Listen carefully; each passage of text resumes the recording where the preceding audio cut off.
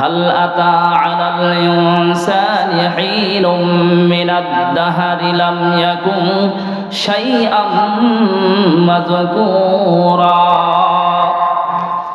আমার আল্লাহ তাআলা ডেকে বলেন, জগতের মানুষেরা শোনো, হাল আতা আলাল ইনসান, মানুষের জীবনে এমন একটি সময় কি অতিবাহিত হয় নাই, মানুষের উপরে এমন একটি সময় কি অতিবাহিত হয়ে যায় নাই, যেই সময়ে মানুষ আলোচ্য বস্তু বলতে কিছুই ছিল না। এই মানুষটার কোনো পরিচয় ছিল না, কোনো ঠিকানা ছিল না, কোনো পিতা মাতা ছিল না, দাদা দাদি ছিল না, তার কোনো নাম ও নিশান ছিল না, তার কোনো পদবি ছিল না। এই অবস্থার মধ্য দিয়ে একটা সময় অতিবাহিত হয়েছে। আমার আল্লাহ তাআলা বলেন, অতঃপর আমি আল্লাহ তাআলা ইন্না খালাকনাল ইনসানা মিন নুতফাতিন নামশাজ, আমি নাপাক জমাট পানি থেকে এই মানুষগুলোর সৃষ্টি করেছি। কোথা হতে সেই পানি আসলো? আমার আল্লাহ তাআলা সূরাতুত তারিক পারা নম্বর 30 এর মধ্যে বলেন, ইয়াখরুজু মিন বাইনিস সুলবি ওয়াত তারাইব, এই পানিটি পিতার পৃষ্ঠদেশ হতে নির্গত এবং মায়ের বক্ষ পিঞ্জর থেকে নির্গত পানি। এই পানিটা যখন পিতা মাতার শরীর থেকে যখন অতিক্রম করলো, আমার মালিক সূরাতুল মুমিনুন পারা নম্বর 18 পৃষ্ঠা নম্বর 1 এর মধ্যে বলেন, সুম্মা জাআলনাহু নুতফাতান ফি করারিম মাকিন। বান্দা, তোমার পিতা মাতা দেহ থেকে যখন পানিটা অতিক্রম করে চলে যাচ্ছিল, আমি আল্লাহ যদি না চাইতাম, তোমার এই পৃথিবীর মুখ যদি দেখাইতে না চাইতাম, পৃথিবীতে এমন কেউ নাই যে তোমাকে এই পৃথিবীতে আনতে পারত। আমি আল্লাহ তাআলা সেই পানিকে মায়ের গর্ভের মধ্যে সংরক্ষণ করলাম। কেমন জায়গা? সুরক্ষিত কভার, যেখানে পৃথিবীর কোনো চাপ পৌঁছতে পারে না, যেখানে পৃথিবীর কোনো হাওয়া বাতাস জীবাণু পৌঁছার কোনো ক্ষমতা রাখে না, এইরকম একটা সুরক্ষিত কভারের মধ্যে আল্লাহ পাক রব্বুল আলামিন সেই পানিকে সংরক্ষণ করলেন। মুসলমান ভাইরা আমার, আল্লাহ পাক রব্বুল আলামিন বলেন, সুম্মা জাআলনান নুতফাতা আলাকাতান ফাখলাকনাল আলাকাতা মুদগাতান ফাখলাকনাল মুদগাতা ইযামান ফাকাসাউনাল ইযামা লাহমা। ওরে গোলাম, স্মরণ করো সেই দিনের কথাগুলো, যেই দিন পানিটা তোমার মায়ের গর্ভের মধ্যে পৌঁছলো, তোমার মায়ের জরায়ুতে যখন সেই পানি অবস্থান করলো, আমি আল্লাহ তাআলা 40 দিন পর্যন্ত সেই পানিকে পানি রেখেছিলাম।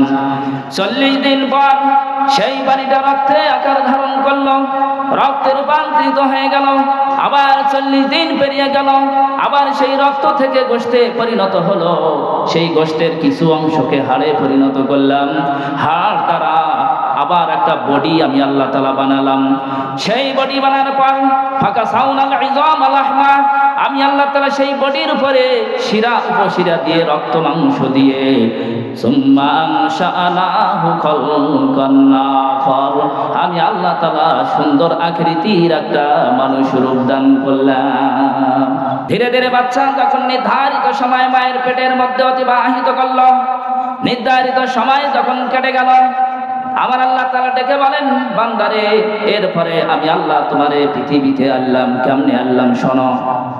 وهو الذي خلقكم من تراب ثم من نطفة ثم من علقة ثم يخرجكم طفلا। ওরে গোলাম, তুমি যখন তোমার মায়ের পেটের মধ্যে নির্ধারিত সময় অতিবাহিত করলে, এরপরে আমি আল্লাহ তাআলা আমার মেহেরবানি দ্বারা তোমারে আস্তে করে এই পৃথিবীতে আনলাম। আমার ভাইরা, যখন সবেমাত্র একটা বাচ্চা পৃথিবীতে আসলো, তার অবস্থা কেমন ছিল? আমার আল্লাহ তাআলা সূরাতুন নাহল পারা নম্বর 14 পৃষ্ঠা নম্বর 14 এর মধ্যে বলেছেন, ওয়াল্লাহু আখরাজাকুম মিন বুতুনি উম্মাহাতিকুম লা তা'লামুনা শাইআ। ওরে গোলাম, তুমি যখন সবেমাত্র পৃথিবীতে আসলে তোমার অবস্থা কেমন ছিল শোনো। লা তা'লামুনা শাইআ, তোমার কোনো বলার ভাষা ছিল না, তোমার কোনো খাওয়ার অবস্থা ছিল না, খাওয়ার কোনো শক্তি ছিল না, বলার কোনো ভাষা নাই। তুমি তোমার মার চিনতে না, তুমি তোমার বাবার চিনতে না, তোমার দাদা দাদিরও চিনতে না। কোন খাবারটা তোমার উপযোগী তাও তুমি জানতে না, কোন খাবারটা তোমার জন্য উপযোগী নয় তাও জানতে না। তোমার সামনে যদি বিষকে রাখা হয় তুমি বুঝতে না এটা বিষ, এটা খাওয়া যাবে না। আবার তোমার সামনে যদি মধু রাখা হয় তাও তুমি জানতে না যে এটা আমার জন্য উপযোগী। কোন জিনিসটা তোমার উপযোগী আর কোন জিনিসটা তোমার উপযোগী নয়। এমনকি তোমার যদি ক্ষুধার যন্ত্রণায় ছটফট ছটফট করতে যদি তোমার আত্মা বের হয়ে যেত, তারপরেও তোমার বলার কোনো ভাষা ছিল না। যেহেতু তোমার কোনো ভাষা নাই, এই জন্য আমি আল্লাহ পাক রব্বুল আলামিন তোমার মায়ের হৃদয়ের মধ্যে এমন দুরভিজ্ঞ ভালোবাসা পয়দা করে দিলাম। গোলাম, তুমি যখন কাঁদো তোমার মা হাজারো কাজ ফেলায়া তোমার বুকের মধ্যে জড়ায়া না। আমার ভাইরা, সবে মাত্র যেই বাচ্চা আমার পৃথিবীর বুকে আসলো কি খাবে? পৃথিবীর কেউ সৃষ্টি করে নাই। আপনি ডাক্তারের কাছে যান, ডাক্তার বলবে 6 মাস পর্যন্ত মায়ের বুকের দুধ ব্যতীত অন্য কোনো খাবার দিবেন না। আমার ভাইরা, এই বাচ্চার খাবারের ব্যবস্থা আল্লাহ পাক কিভাবে করলেন? আমার আল্লাহ বলেন, বান্দারে, পৃথিবীতে আসার 6 মাস পূর্বে আমি আল্লাহ তাআলা তোমার খাবারটা তোমার মায়ের বুকের উপরে গরম করে বন্দোবস্ত করে রেখে দিয়েছি। মায়ের দুধটাকে আল্লাহ তাআলা এমন ভাবে বানালেন, দুধটাকে পাতলা করলেন, ঘন করলেন না।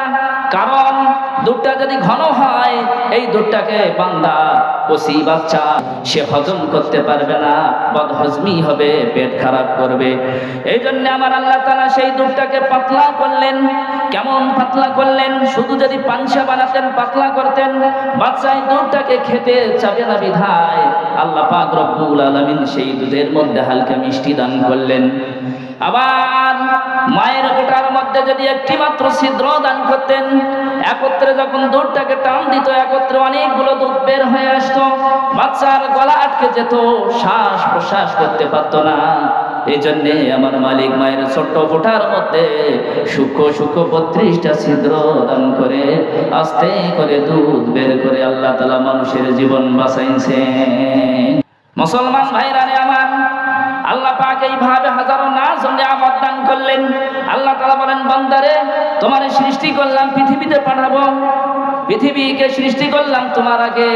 আল্লাহ পাক রব্বুল আলামিন সূরা হামিম সাজদা পারা নম্বর 24 পৃষ্ঠা নম্বর 16 এর মধ্যে বলেন, কুল আইন্নাকুম লাতাকফুরুনা বিল্লাযী খালাকাল আরদা ফি ইয়াওমাইনি ওয়া তাজআলুনা লাহু আনদাদা। আল্লাহ পাক রব্বুল আলামিন দেখে বলেন, নবী কুল, আপনি বলে দেন, আইন্নাকুম লাতাকফুরুনা বিল্লাযী খালাকাল আরদা ফি ইয়াওমাইন, তোমরা কি ওই আল্লাহর নাফরমানি করতে চাও যে আল্লাহ তাআলা মাত্র 2 দিনের মধ্যে এই জমিনকে তোমাদের জন্য সৃষ্টি করেছেন? জমিন সৃষ্টি করলেন, পৃথিবীর 4 ভাগের 3 ভাগ পানি, 1 ভাগ মাটি।